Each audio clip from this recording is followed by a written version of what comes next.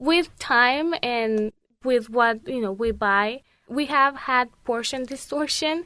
So my plate focuses on having half of the plate being fruits and vegetables, and then 1/4 of the plate grains, hopefully whole grains, and then the other fourth being protein. It may sound a bit corny, but food really is the fuel that keeps our bodies running smoothly throughout our lives. So it's important to give it the nutrients it needs to meet each life stage. March is National Nutrition Month.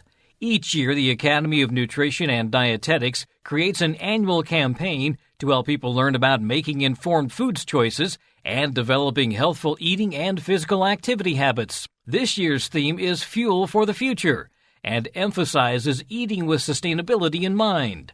On today's Sound Living, tips for healthful eating. Sound Living is a weekly public affairs program produced by Research and Extension at Kansas State University. I'm Jeff Wichman. National Nutrition Month includes tips for eating with the environment in mind, staying nourished and saving money, eating a variety of foods from all food groups, and making tasty foods at home. K-State Extension Assistant Professor in the Department of Food, Nutrition, Dietetics and Health, and State Program Leader in Nutrition and Health for Youth and Adults, Priscilla Brenes, who joined Extension in January, is here to discuss how we can be more mindful about nutrition. Priscilla, March is National Nutrition Month, and as part of that, you're on board for the first time to go through and talk about some of the things we think about when we talk about health and nutrition. But give us a little bit of your background. How long have you been at Kansas State, and what were you doing prior to that? Yeah, so I have a bachelor's in nutrition and dietetics from Costa Rica. That's where I was born and raised. And then I came to K-State to do a master's in public health. And then I continued to do a doctoral degree in public health nutrition. After I graduated, I went to Colorado State University to work as an assistant professor in health science. And then I wanted to come back to Kansas. I love K-State, and this job opened up as an extension specialist, so I applied for the job, and now I'm here. I've been 2 months in this position. Well, glad to have you here, and glad that you're starting to get your feet on the ground and that we have a chance to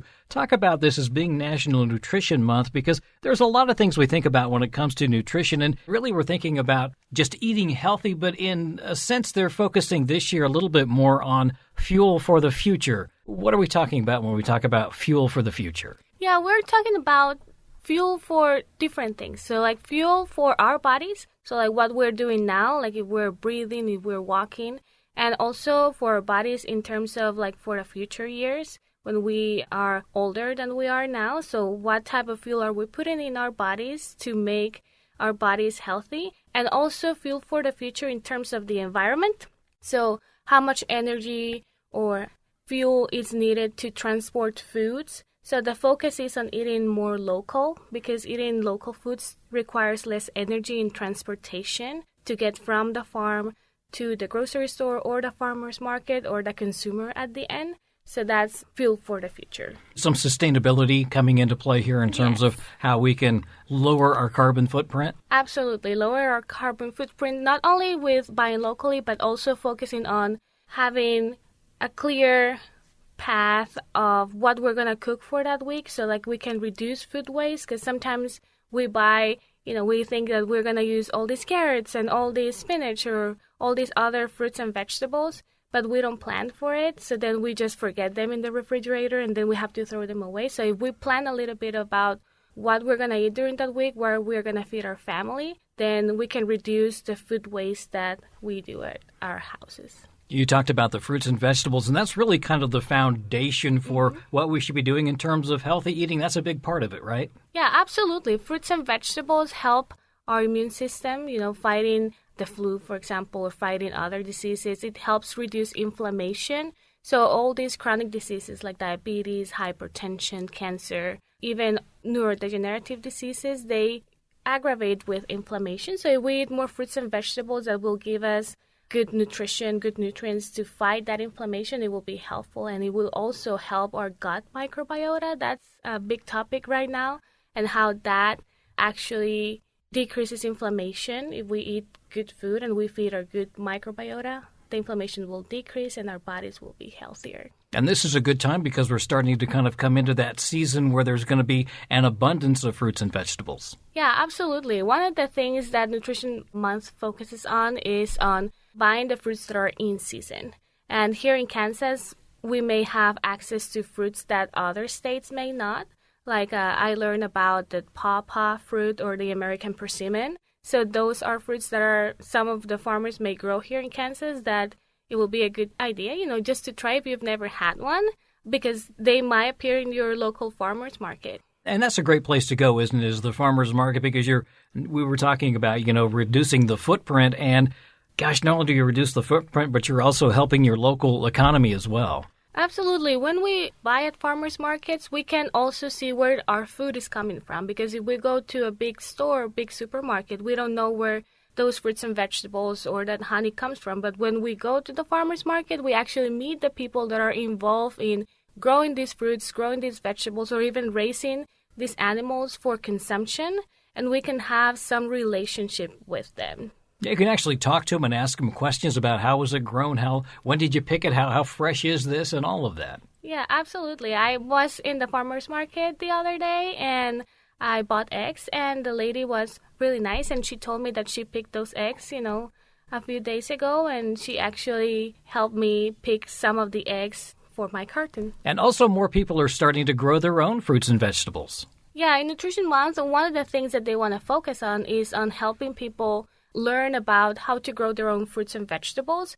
And even if people don't have a big backyard, they can even grow herbs on their windowsill, and that will help increase the nutrition of food, because herbs and spices will give more flavor, so we will end up using less salt. That will help our body. So these herbs and spices also contain antioxidants that will help with decreasing inflammation. So growing fruits and vegetables or herbs in containers is a good idea, because we don't have to weed the garden.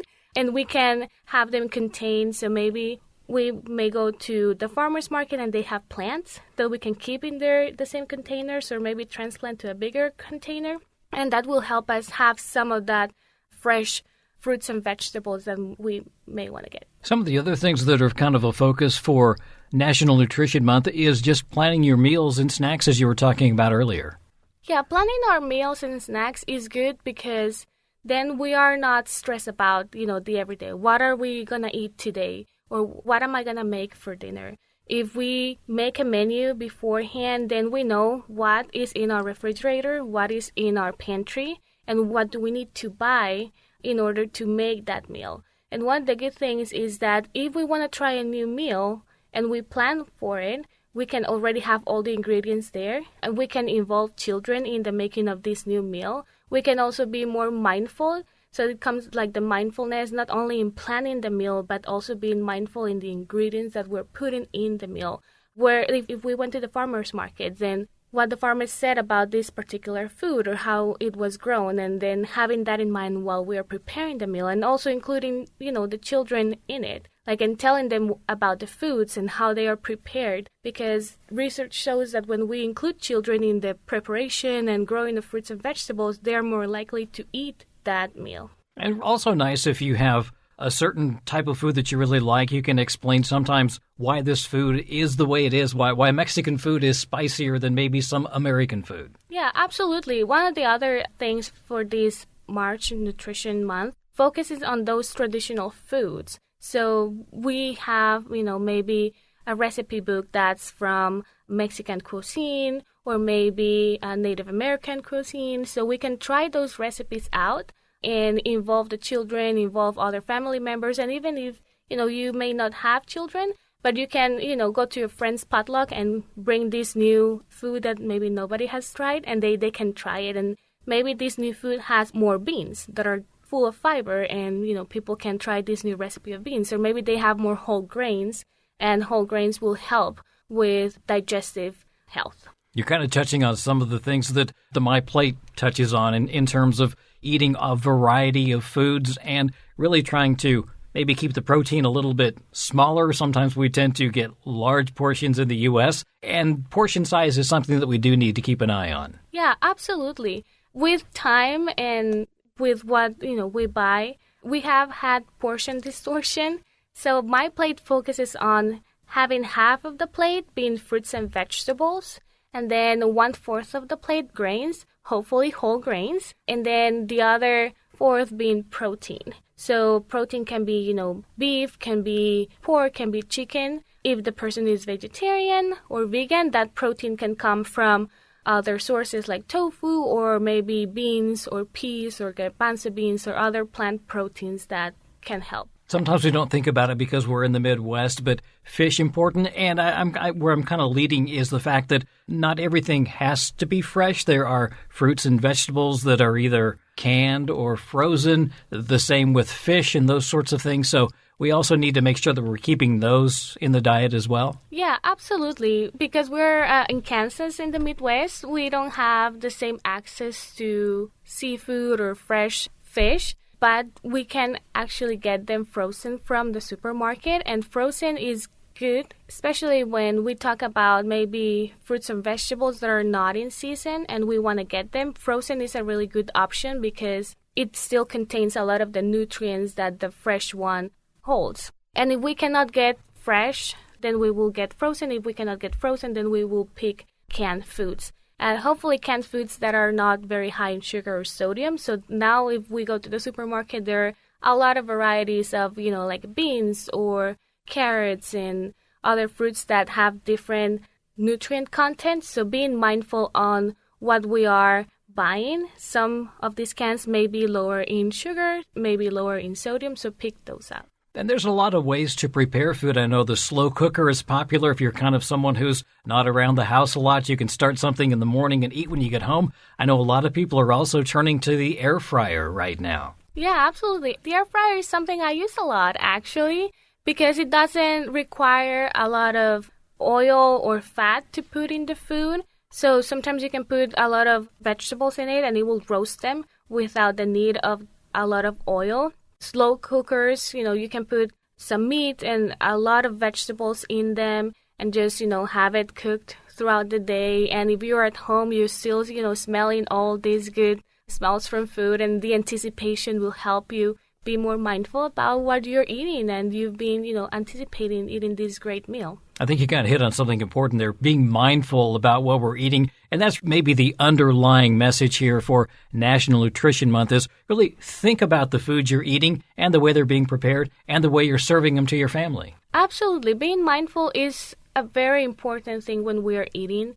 Thinking about where our food comes from, that farmer's market that we talked about, thinking about where this meal originated, if it's like a cultural meal, thinking about what the food looks like and tastes like, because sometimes we just eat and we don't think about what we are tasting. But if we chew and try to think about, okay, how this carrot tastes and how the mix with the pork and the beans taste together, that mindfulness will help our bodies realize that we're eating real food. It will help the brain to give time to tell us when we are full, because sometimes we eat so fast that our brain doesn't have the time to connect with our stomach and tell us that, okay, we've eaten enough. If we are paying more attention, if we are looking at the texture of the food, if we are paying attention on the flavors and the herbs and spices that we might have put in that food, our brain has a better chance of letting us know when we're full and being more mindful about it. I think one of the last things they talked about was just also spending time with family and friends and, like you say, kind of slowing down while you're having your meal. Yeah, slowing down is actually pretty important, not only for giving our brain time to tell us when we're full, but also for our stress levels. Slowing down help us lower cortisol levels, and a lot of people may have issues with cortisol that prevents them from losing weight. So if we slow down, if we're more mindful of our food, then those hormonal levels can come down. That inflammation that we talked about earlier can decrease, and it will help that person to have a better digestion, and it can help them to lose a little bit of weight. That's K-State Extension Assistant Professor in the Department of Food, Nutrition, Dietetics and Health, and State Program Leader in Nutrition and Health for Youth and Adults, Priscilla Brenes.